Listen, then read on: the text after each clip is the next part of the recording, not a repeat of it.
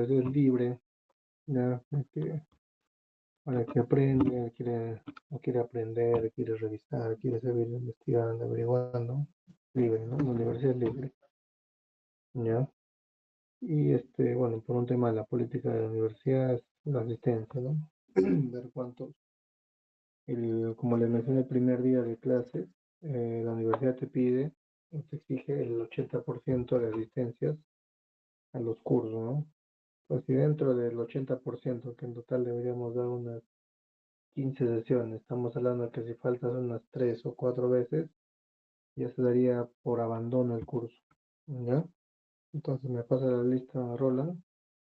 No sé si es que Alex está en la reunión o si no está, alguien que esté por Alexis y me envíe la lista del turno A, ¿ya? Para considerarlos. ¿Está bien? Ok, ingeniero, le mando unos minutos. Ya.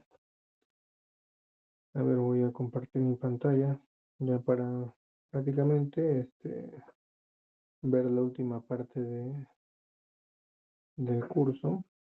Voy a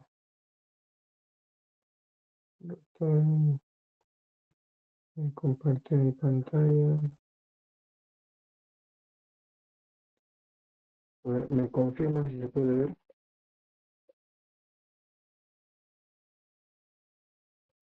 Sí, ingeniero. Bueno, ya vamos a llegar a la parte final de los métodos geoestadísticos. Lo que hemos visto es el Kriging, ¿ya? Como hemos visto, el Kriging hace uso del variograma, ¿ya? ¿No? Para poder estimar la ley o un valor dentro de un punto en el espacio, gracias a muestras o elementos que están cercanos, llamémosle elementos vecinos, para poder estimar el valor de esa variable, ¿ya? Entonces hemos visto que el Kriging puntual, ¿ya?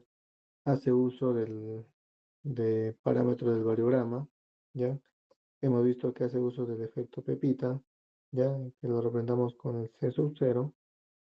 La mesetosil, que es la parte más alta, lo representamos con la letra C, que vendría a representar la covarianza, ¿ya? Y el alcance hasta donde se ajusta o llego a la meseta de mi variograma, ¿ya? Y lo que hemos mencionado es que yo tengo que trabajar o ajustar mi variograma experimental a un variograma teórico, el que más se aproxima. Y de acuerdo a eso, usando la fórmula dependiendo de qué tipo de variograma se ajusta, voy a usarlo para calcular el grado de varianza, ¿ya? Para cada distancia o grado de separación entre muestra y muestra, ¿no? Entonces, con esto hemos visto que lo primero que yo tengo que hacer cuando tengo puntos muestrales conocidos, tengo un x sub 1, x sub 2, x sub 3, x sub 4, y yo deseo determinar el punto medio, digámoslo así, la muestra cercana a esas muestras, ¿ya? Lo primero que yo tengo que hacer es determinar que si en mi variograma el alcance está dentro del rango de las muestras con las cuales yo voy a realizar la estimación, ¿ya? En este caso el algoritmo me dice que el alcance es de 250 metros. Entonces yo puedo ver que hago un radio de 250 metros, fácilmente me puedo dar cuenta que mis puntos muestrales están dentro, ¿ya? De este rango. ¿Está bien? Las 4 muestras de cine, ¿ya? Primeramente eso. Segundo, yo tengo que asumir a qué tipo de variograma teórico pertenece mi variograma experimental. Para este caso, el ejemplo, hemos visto que mi variograma se ajusta a un variograma esférico, ¿ya? Entonces, para un variograma esférico, si revisamos la teoría, en las diapositivas anteriores, hemos visto que su fórmula está en base a, a esta ecuación, donde la varianza a una distancia determinada está representada con la letra H, es igual a el efecto Pepita, ¿ya? Más la covarianza multiplicado por 1.5, esto multiplicado por la relación H entre A A vendría a ser el alcance o rango que yo he determinado en mi variograma, menos 0.5, o la relación H entre A, todo esto a la potencia 3. Ya, esto para valores donde H es menor a A, es decir, que H va a ser menor a mi alcance. Y cuando ya H simplemente sea mayor a A, mi nivel de varianza o varianza va a ser igual al efecto pepita que yo veo acá en mi variograma, más la covarianza. Si se dan cuenta, cuando yo llego al alcance, este valor ya prácticamente es constante, ¿ya? Entonces hemos visto que la fórmula, ¿ya?, de la varianza, yo la puedo representar de la siguiente manera. La varianza es igual a la covarianza en el punto cero menos la covarianza en una determinada distancia de separación entre las muestras, ya representada por la letra H. Entonces, si yo despejo la covarianza a una distancia H, esto va a ser igual a la covarianza a una distancia cero menos en la varianza en la distancia H. Y yo simplemente reemplazo el y de H de mi fórmula, ya de mi fórmula precedente, yo voy a tener que C de H, como está en este rectángulo, es igual a la covarianza multiplicado por 1 menos 1.5 entre H dividido entre A, más 0.5 por H dividido entre A, todo esto elevado a la potencia, ¿ya? Entonces con esto yo ya tengo ya identificado cómo puedo estimar mi media muestral, ¿ya? Entonces para ello hemos visto que en este caso lo primero que yo debo hacer es reemplazar por el valor inicial. En este caso mi covarianza va a estar indicado, va a estar asumido por la meseta oscil. En este caso la meseta oscil vendría a ser 17 más 66, que es igual a 83. Entonces ese va a ser mi punto de partida. Y a medida que yo me voy alejando, me voy separando de mis muestras, este valor se va reduciendo, ¿ya? Entonces, y reemplazo obviamente también el alcance, que es mi dato conocido, ¿ya? En esta ecuación, yo ya he reemplazado los valores conocidos de mi variograma. Entonces, yo voy a trabajar con mis valores de separación. Entonces, como voy a trabajar en función a una distancia h de separación, entonces lo que yo primeramente tengo que hacer es calcular mi tabla de distancias, ¿ya? Esa tabla de distancias me dice la distancia que hay entre x sub 1, por ejemplo, y x sub 0, x sub 2 entre x sub 1, x sub 3 entre x sub 4, son las distancias que tiene cada muestra con respecto a las demás muestras, ¿ya? Eso es lo primero que tengo que hacer, ¿ya? Después, como hemos visto, yo tengo que el vector k, que va a ser el vector con el cual yo voy a armar mi tabla o mi matriz, ¿ya?, con la covarianza de cada punto y que se calcula sustituyendo en la ecuación 1. Entonces, si yo tengo que para mis primeras distancias x sub 0 es la muestra en el espacio que deseo estimar hacia la distancia x sub 1. Entonces, la distancia x sub 1, mi distancia de separación, ¿ya? Vamos a subrayarlo acá, ¿no? Son 100 metros, ¿ya? De x sub 0 a x sub 2 son 200 metros. De x sub 0 a x sub 3 son 111.8. Y de x sub 0 a x sub 4 es 141.12. Entonces, con esas distancias voy a trabajar. Igualmente, con esto voy a calcular mi vector k, ¿ya? Voy a calcular mi vector k. Ese sería mi primer paso. El tercer paso me indica que a partir de sustituir la distancia entre los distintos puntos en la ecuación 1, vamos a calcular la matriz, ¿ya? Si yo sustituyo, ¿ya?, los valores, ya con estos valores de acá, lo voy a calcular, ¿ya? Entonces acá estoy viendo que tengo la variable 83, ¿ya? He construido mi tabla de matriz, que es básicamente el valor 83. Hemos dicho que es la covarianza en la distancia cero. A medida que yo voy calculando la distancia, ¿cuál es la covarianza de x sub 0 a x sub 1? Es 35.86. ¿Cuál es la covarianza del punto x sub 0 al x sub 2? 4.65. Y de x sub 0 a x sub 3, 31.04. Y x sub 4, 20.08. ¿Ya? Entonces, son los valores que yo voy a obtener de mi covarianza de mi variograma. Ya voy a armar esta tabla. ¿Ya?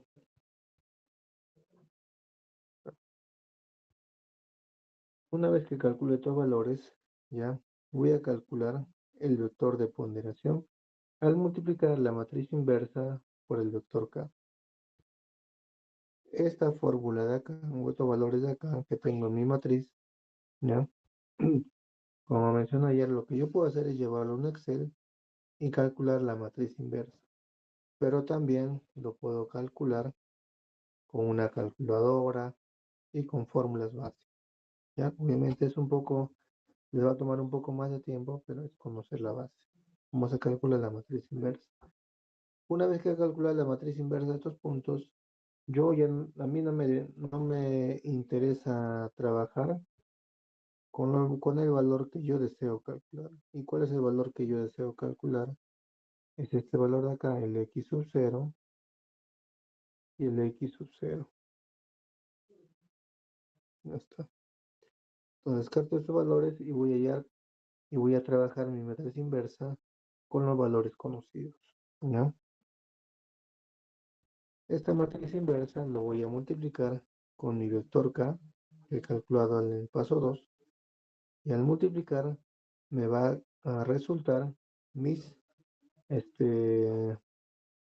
vectores de ponderación. Hemos visto que no necesariamente estos vectores de ponderación, su sumatoria es igual a 1. En este caso, la sumatoria de mis vectores de ponderación es 1.463.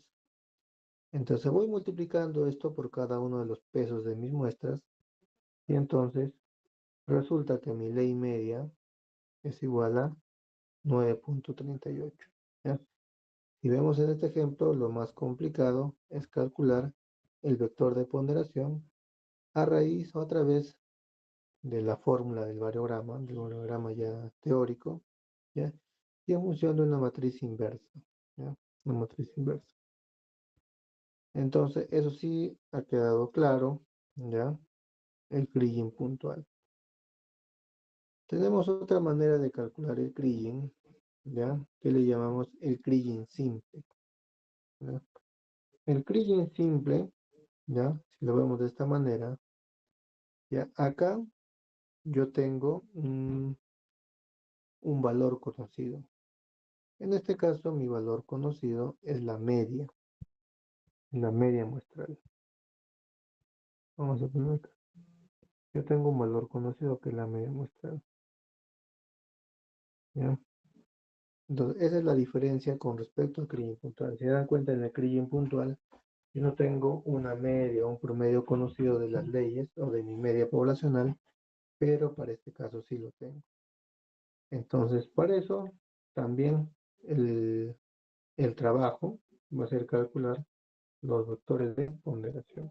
Pero acá el paso es un poco más fácil, ¿ya?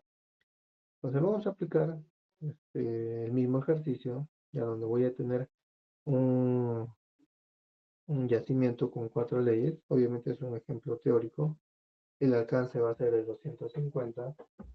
La covarianza en interacción cero, el efecto Pepita, como le llamamos, va a tener 17 y la covarianza en la meseta OSIL ya va a ser 66. Entonces, vamos a calcular la media. Entonces, como yo tengo una media conocida, digamos que esta sería mi media poblacional, que es 9.3125, lo primero que yo hago es calcular la diferencia de mis medias muestrales ya con respecto a esta media. Entonces me va a salir estos valores. Y resto 8.2 por 9 menos 9.31 me va a dar menos 1.1125. Ya pongámoslo acá. A ver, ya está. Voy a poner acá.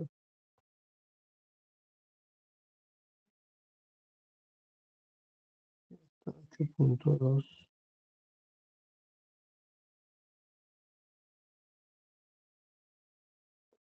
menos 9.31, digamos así. Igual este. Por acá 9.6 menos 9.31. 9.113.15 menos 9.31 y 6.3 menos 9.31. Estos son los valores que voy a obtener, ¿ya?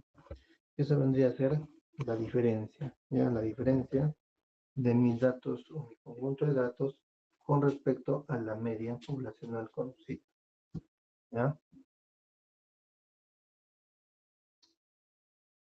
A ver, un momentito, me están llamando, ahorita me conecto.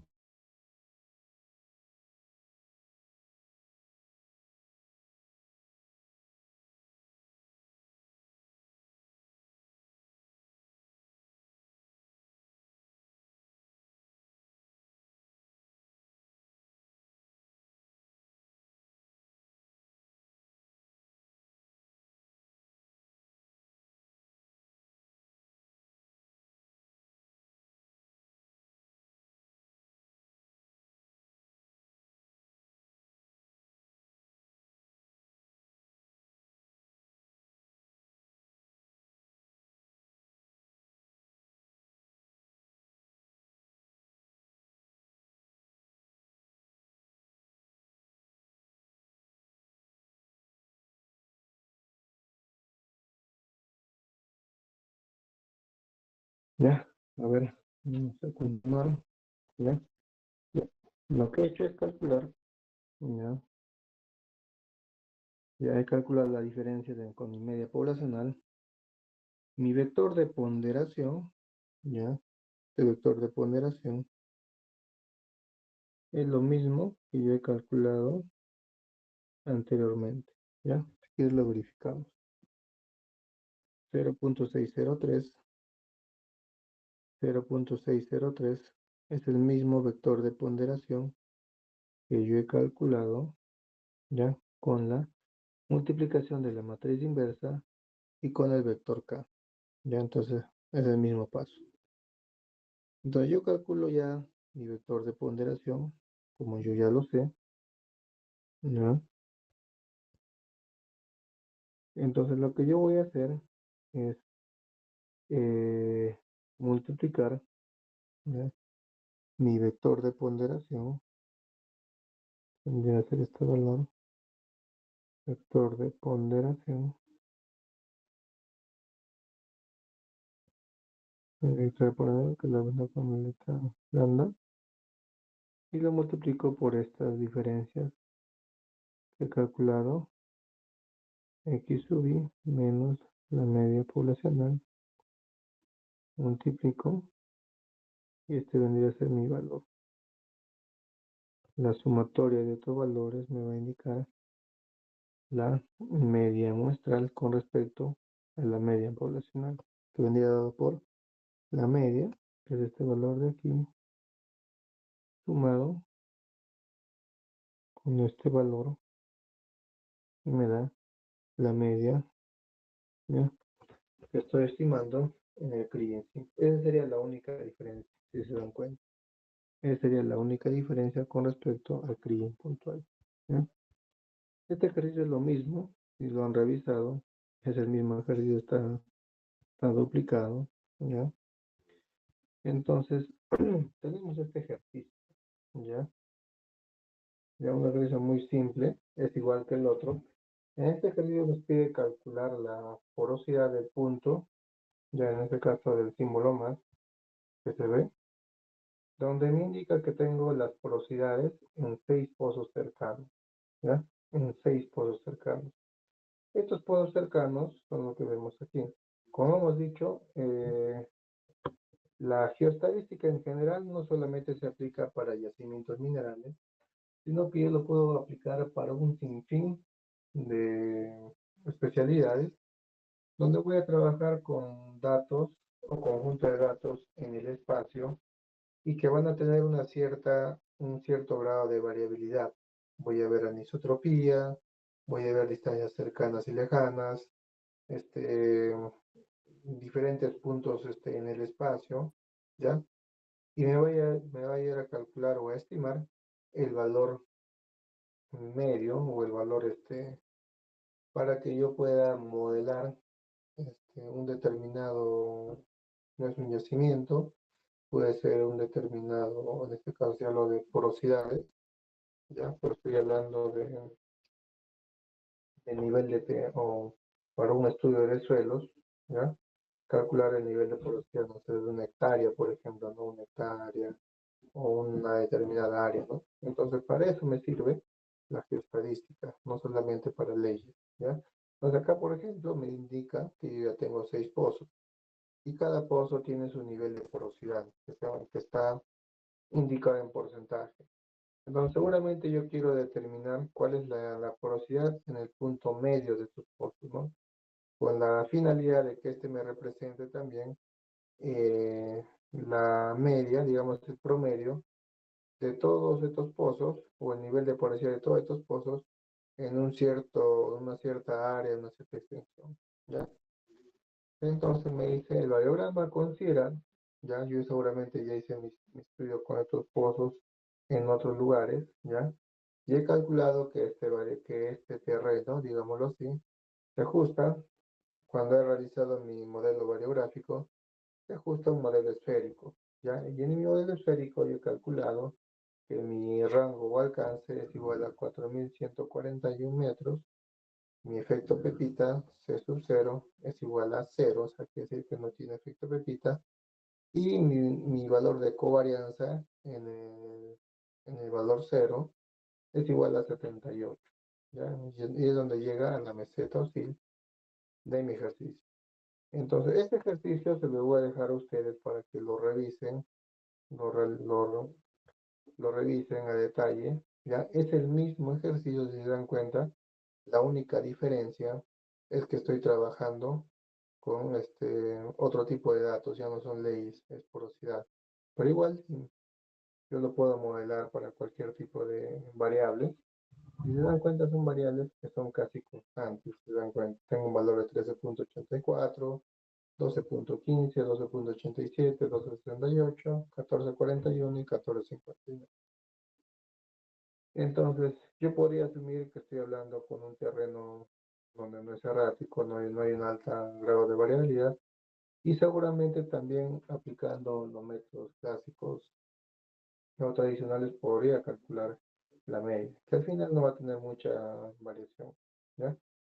Pero si estos datos fueran muy erráticos de momento cuando son niveles pico, niveles altos o niveles bajos y existe un gran rango de variabilidad de una muestra a otra muestra, entonces ahí sí o sí tengo que aplicar las herramientas geoestadísticas que hemos visto, hacer mi variograma y con ello calcular mis parámetros para usar o ajustarlo al modelo variográfico al cual más se representa o se ajusta y recién hacer la estimación mediante el CRI, ¿ya? Entonces, esto se los dejo como ejercicio para que lo revisen, ¿ya? Acá está ya prácticamente resuelto, ¿ya? Son los mismos pasos que hemos seguido, ¿ya? Entonces, por ejemplo, incluso acá ya te dice con qué tipo de semivariograma tú puedes trabajar. En este caso, un variograma esférico, ya te dice que el efecto Pepita es 0, la covarianza, ahí acá hay un error en la digitación, acá la covarianza no es 78, ¿ya? La covarianza es 0.78, ¿ya? Para que no haya esas dudas al momento de realizar el ejercicio, ¿ya?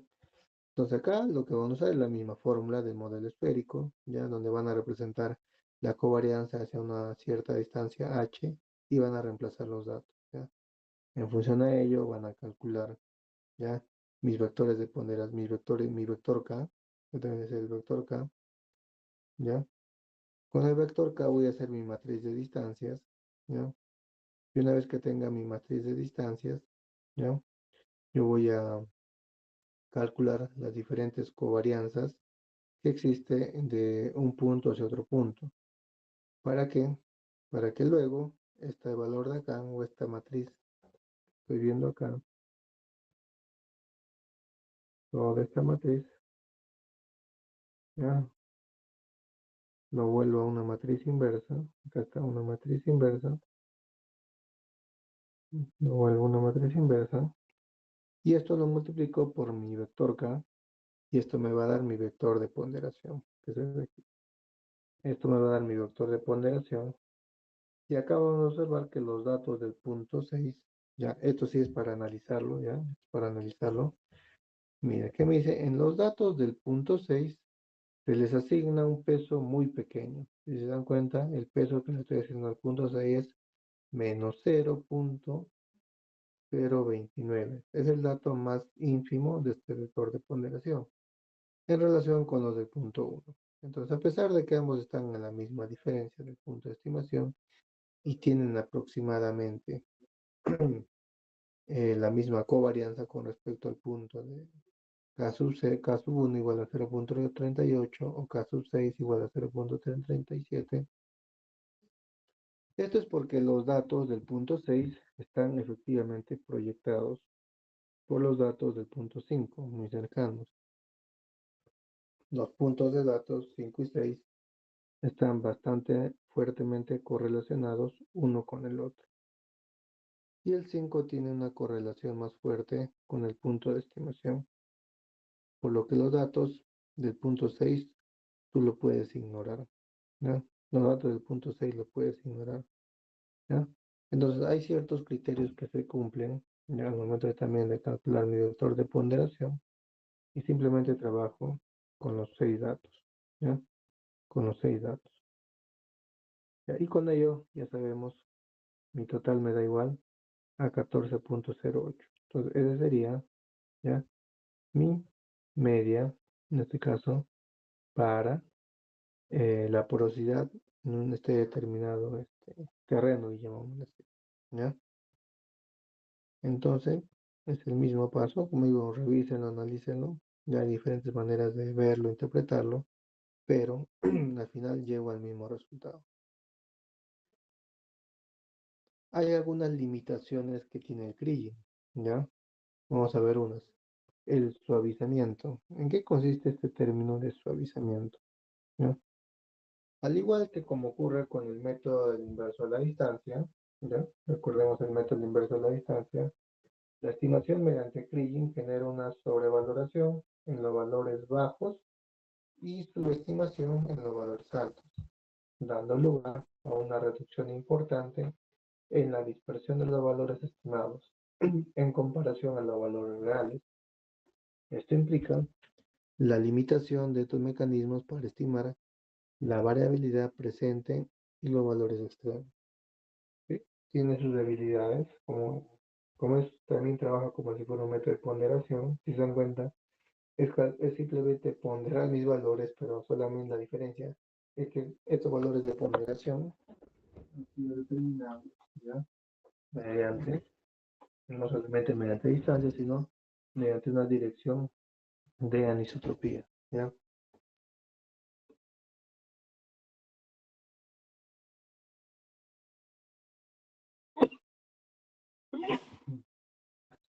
Disculpen.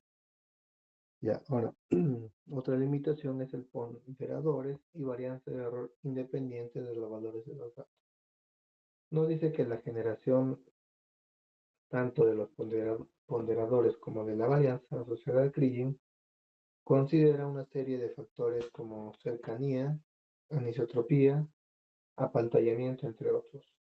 Pero su estimación no depende del valor de los datos propiamente dichos, lo que implica que no se considera la variabilidad local en las zonas de altos valores, donde es conocido que existe una mayor variabilidad, llamamos un efecto proporcional, restando la importancia a esta fuente de incertidumbre. Generalmente cuando trabajamos con datos que tienen esta forma, ¿no? Ya hemos visto. Yo puedo tener una ley, no sé, 2.1, 3.1 y por ahí hay un 10, por ahí, 10.0. Digo con el valor de 3.2, 2.8. Entonces, en el caso de los variogramas, o que diga, en el caso del CRIEN, va a haber ocasiones donde el peso de este valor 10 no va a estar de acorde o no va a tener un mayor impacto sobre la estimación del valor desconocido X sub 0, ¿no? Va a haber esos casos. Es por eso que nos dice que estos ponderadores o la estimación no depende del valor de los datos, ¿no? Es decir, no depende mucho. Si yo sacaría una media aritmética de esto, quizás me salga un valor de, no sé, 4.2 o 4.3, pero quizás en el método Euclides me salga un valor, no sé, de 3.5, 3.8, ¿no? Porque no ha tenido un mayor impacto ese valor. Otro que me dice son las desigualdades. Este método de estimación no asegura una reproducción de relaciones de desigualdad entre variables, ¿ya?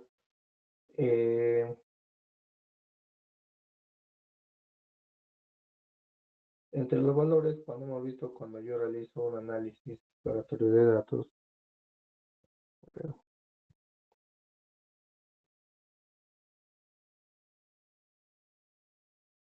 ¿ya? Yo normalmente cuando se ejecutan este tipo de este, estimaciones con una gran cantidad de datos, lo primero que uno tiene que hacer es primero analizar los datos, ¿ya? Entonces, esto cuando yo analizo dato por dato y veo valores anómalos, entonces usted me indica que no tiene o no asegura esta relación de desigualdad entre variables, ¿ya? Porque puede haber que haya datos que tengan valores ínfimos, incluso negativos, ¿ya? O valores muy altos que escapen por encima de la media muestral. Y cuando yo haga mi gráfica o mi gráfico, mi campana de Gauss, quizás me va a salir un valor así, una campana demasiado achatada, donde mis valores con respecto a la media van a ser muy distantes, ¿no? Entonces, eso también es una desventaja del método o las limitaciones del Kriging, ¿ya? Los métodos de simulación, ¿ya? Lo que normalmente con esta herramienta que hemos visto que es el Kriging, nos va a ayudar a hacer simulaciones en distintos escenarios. Como dice, estas simulaciones consisten en modelos numéricos o realizaciones que construyen variables regionalizadas, similares a la que se estudia, reproduciendo su continuidad espacial, ¿ya? Estos métodos poseen la ventaja, por sobre el Kriging, de que no generan modelos suavizados como estos últimos, ¿ya? Permitiendo estudiar casos donde los valores alejados de la media son fundamentales, ¿ya? Si hablamos de métodos, por ejemplo, tradicionales, un valor lejano tendría un poco peso sobre para realizar la estimación, ya en un método tradicional o método clásico, pero en un método geostadístico no necesariamente, ¿ya? No dice como la variable a estudiar es por naturaleza aleatoria, ¿ya? Se busca seguir la misma lógica de su función generadora, estableciendo una serie de realizaciones aleatorias que pueden estar condicionadas o no en los datos conocidos, generando diversos escenarios posibles y permitiendo tener un concepto o una idea realista de la distribución de los valores en el espacio, ¿ya? La simulación puede considerar o no los datos conocidos en el estudio, lo que genera en sí dos casos particulares, ¿ya? Vamos a ver simulaciones no condicionales y simulaciones condicionales. La simulación no condicional es donde el tipo de simulación busca construir realizaciones de la función aleatoria que representa o que represente a la variable regionalizada, pero sin considerar los valores de los datos. Ya, una vez más, no estamos considerando no a valores de los datos. Con lo cual, si bien se logra reproducir el grado de variabilidad, es decir, que tan variable, no logra interpolar.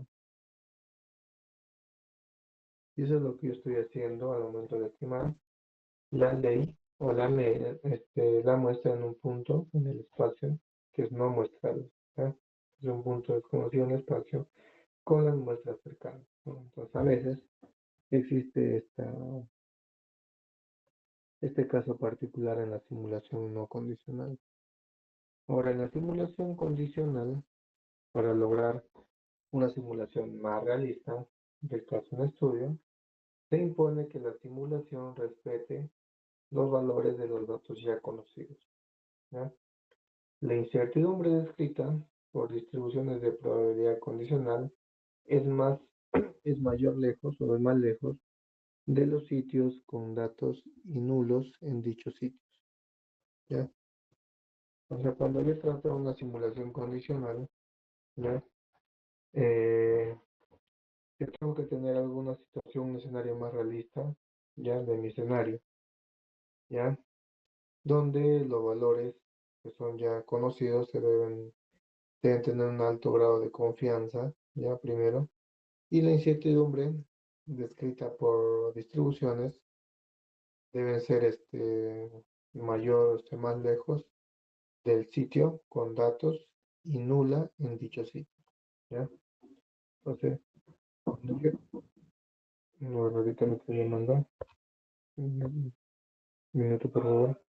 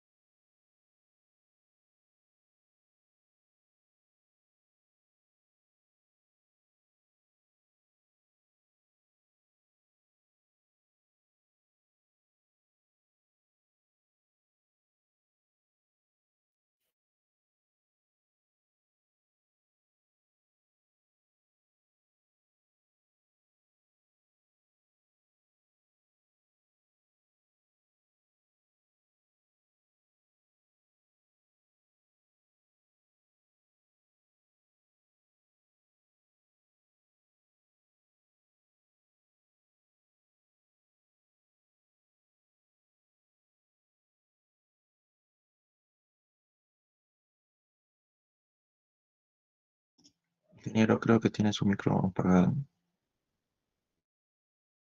Sí, un ratito, ahorita me conecto un rato.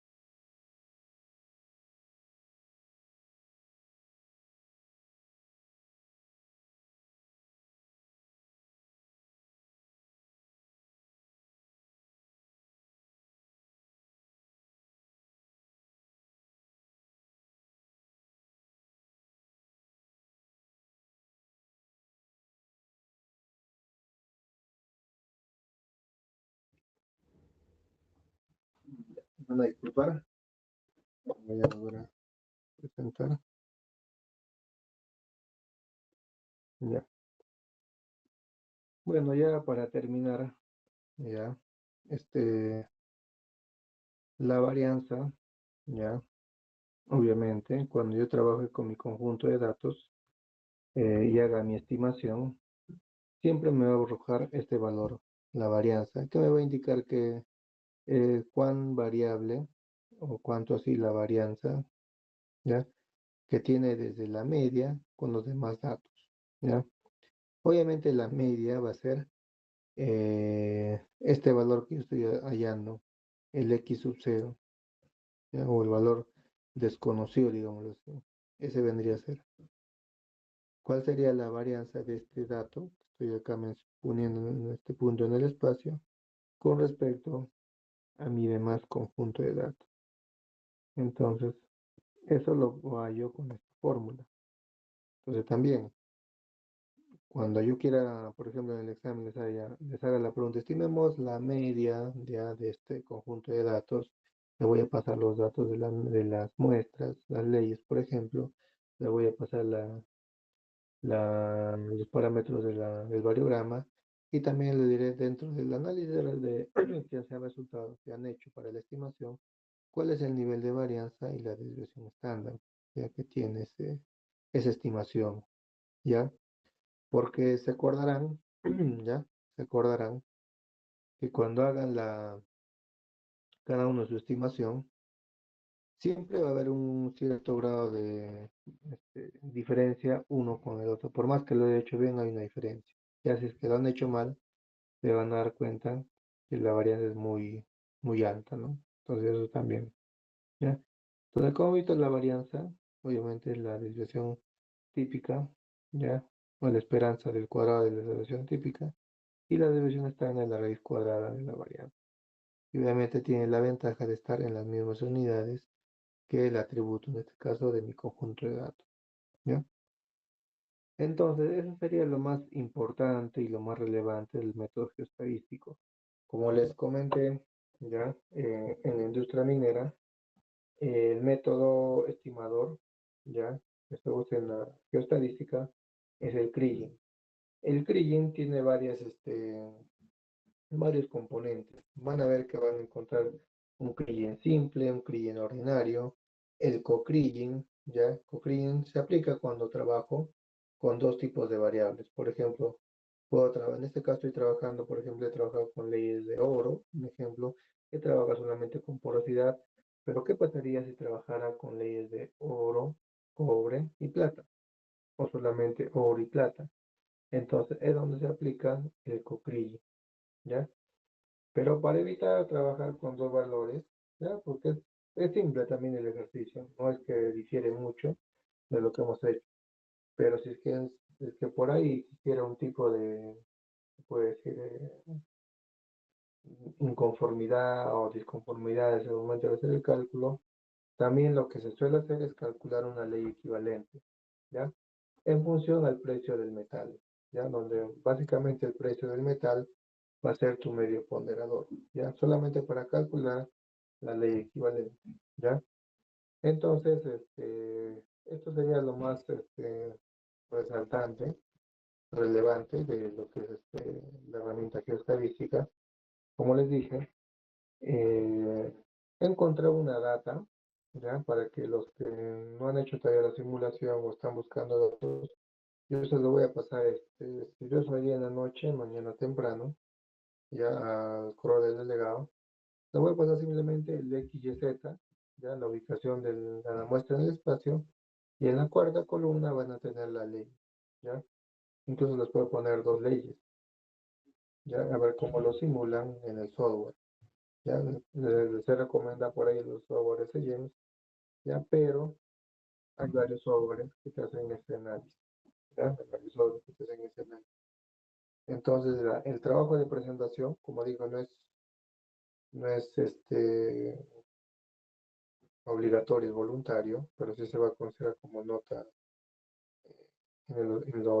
prácticamente en la evaluación continua que vamos a tener, ya, esta presentación. Se le hacen entrega a los delegados el día sábado, más tardar, antes del mediodía. El delegado igualmente me lo va a enviar, ¿ya? Ahí van a poner el nombre de los integrantes del grupo. Y el día lunes, como hemos coordinado, va a ser la presentación, ¿ya? Y en el transcurrir de la semana me van a confirmar ya los delegados a qué hora va a ser la presentación. Como le dije, si fuera antes de las 8 de la noche no hay problema. Ya igualmente para el examen que va a ser el día martes 28, creo que cae martes 28, ¿ya? Ese día también en el transcurso del día me confirman la hora en la tarde, ¿ya? Para yo también coordinar con los alumnos de cursos de estadística y probabilidades el examen que van a tener ellos. Yo tengo clase con ellos el día jueves y viernes, entonces para no tener retrasos, me lo confirman en el transcurso de la semana, pero yo también coordinar con ellos, ¿ya? Con ambos delegados. No sé si habría alguna consulta adicional. No, ingeniero. Ya, en todo caso, nos vemos el día lunes, ¿ya? Encantado de que hayamos hecho el curso, espero que les haya servido. Como les dije, material existe. Yo les he pasado las diapositivas, les he pasado también una presentación de Alfaro. Adelante, Roland. Sí, generó una consulta respecto a la fecha está indicando que se tiene que presentar máximo hasta el sábado a mediodía, ¿verdad?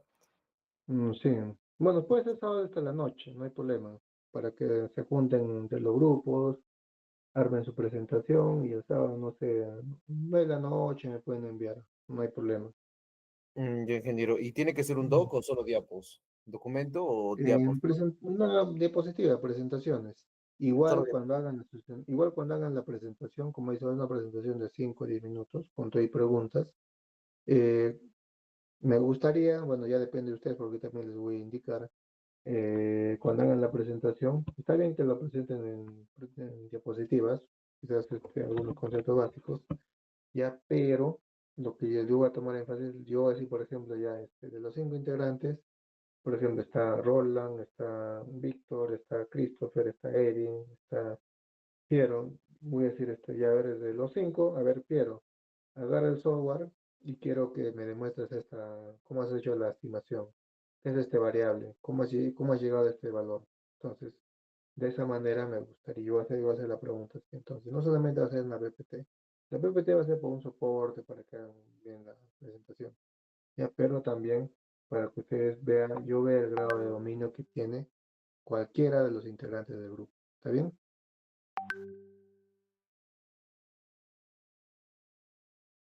Ya, Ok, ingeniero. ya. Para dejarlo en claro, es completamente voluntario eso, ¿no? El trabajo sindical en Claro, español. el trabajo es voluntario. ¿Ya? ¿Alguna pregunta adicional? Eso es todo, ingeniero. Gracias. Ya. En todo caso, nos vemos el día lunes. Ya preparen bien su presentación. Ya. Como digo, el curso no es difícil, solamente es una base. Ya el que quiere investigar, quiere averiguar más o quiere encontrar mayor información, quizás el día que yo esté de días libres, que voy a estar el día 28 en Arequipa, en el examen. Bueno, vamos a tener también clases posteriores. Vamos a revisar un detalle más adicional, ¿ya? Porque ya hemos llegado prácticamente a la base del curso, ya de estadística, pero ya para la sesión 3 pasando el examen, vamos a ver cosas más interesantes ya a nivel de uso de software, ¿ya? Entonces, sí les pediría que en las clases que vayamos a tener, sea presencial o sea virtual, cada uno tenga su laptop, ¿ya? Para empezar, vamos a hacer el uso de algún software, ¿ya? Para hacer esta simulación, cada uno lo tenga más claro. Como les comenté, softwares en la industria minera para hacer estas simulaciones hay varios, ¿ya? Hay varios, ¿no? Hay desde softwares libres, softwares de pago, ¿ya? Y cada uno te hace su estimación y también existe esta herramienta del plugin en base a lo que hemos visto. Tú entonces, en base a lo que tú tienes, te va a pedir, qué tipo de variograma te va a salir, a qué variograma lo vas a ajustar, cuál es tu grado de anisotropía, ya, cuál es la distancia que vas a considerar entre tu modelo de bloques, ya. Entonces, todo eso lo vamos a ver a nivel de simulación en un software. Entonces, para mí sí es básico que lo tengan claro hasta donde hemos llegado. Si quieren ver un poco más a detalle, ya, yo voy a tratar, creo que tengo ahí algunos libros. Igualmente el manual que tienen que hacer descarga de internet, ese manual de evaluación de yacimientos minerales también es bueno, ya, para entender conceptos básicos, ya de lo que es la estadística y geoestadística, ya. Entonces sería lo más relevante. Nos veríamos el día lunes, ya. Muchas gracias, que tengan buena noche. Buenas noches, ingeniero.